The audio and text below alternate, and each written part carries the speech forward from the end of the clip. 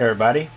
So recently I picked up this fluorescent light fixture from my grandpa's house. This thing had been sitting unused for quite some time. It was manufactured July 12th, 1996, and it is a preheat fixture. It takes an F20T12 fluorescent tube. So this tube here is about had it. I'm assuming it's probably the original bulb from 1996.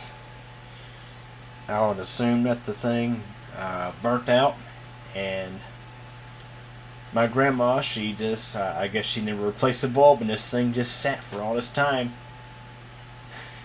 And let me show you. The bulb might fire for a second. It's just worn out, but I do have a brand new bulb to put in it here in a sec. So let's go ahead and try it and see what it does. By the way, the starter is right here, and you may be able to see it light up a little bit.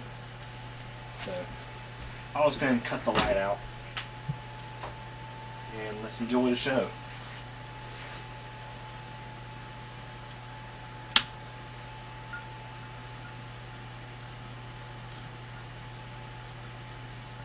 As you see, it's not happy.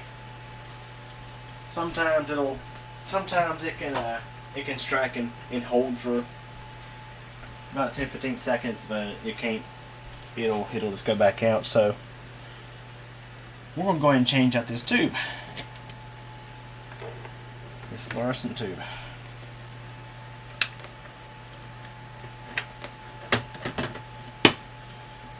So the tube that's in it is a Philips F20T12. Again, this could very well could be the original bulb. I mean, I don't know.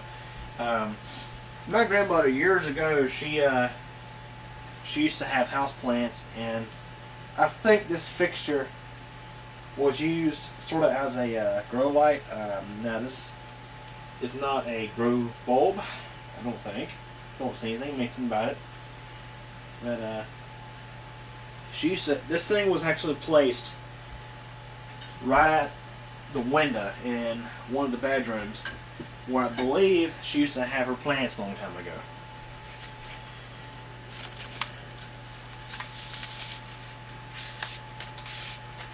So the replacement bulb is a GE or General Electric, whichever however you want to pronounce it. F20T12. It's funny it don't actually have it noted. This is 20 watt, 4100K, cool white.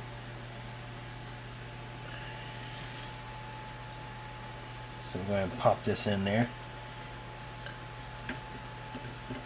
And it should work. I think all it needed was just a new bulb. Alright, let's give it a try.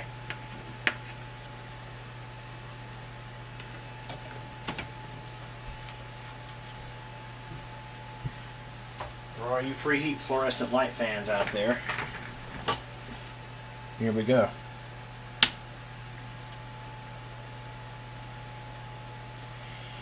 There you have it, folks.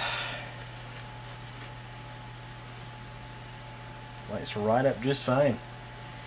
Didn't take long at all.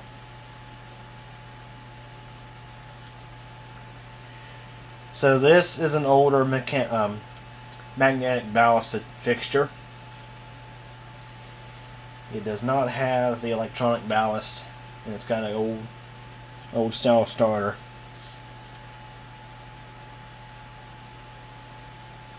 And to tell you the funny thing is, when I was a kid, you know, these older style fluorescent lights, whenever they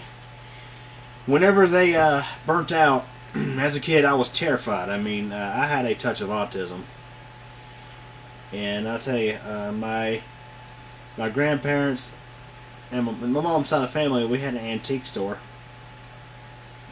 and they had to make dang sure that every fluorescent lamp was maintained. If there was any bulbs that started to flicker and burn out, change them right away. This was the same case at the school I went to in the kindergarten building when I was in kindergarten. In that one classroom, they had to make dang sure that they was on top of things with the fluorescent lights. Couldn't have any flickering lights, otherwise I'd have a meltdown. But growing up, these older style lamps, I like them. Now, newer fluorescent lamps, they have electronic ballast. They don't have the same kind of flicker as, of course, the older ones do. Matter of fact, they operate at such a high frequency that you can't really even see the flicker.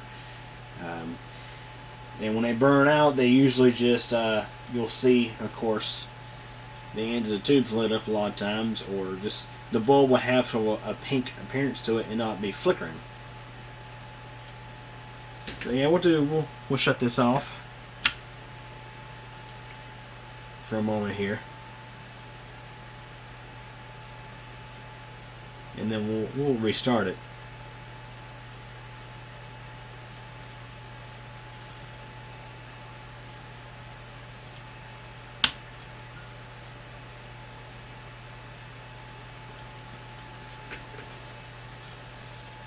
Anyways, guys, that is this fluorescent fixture.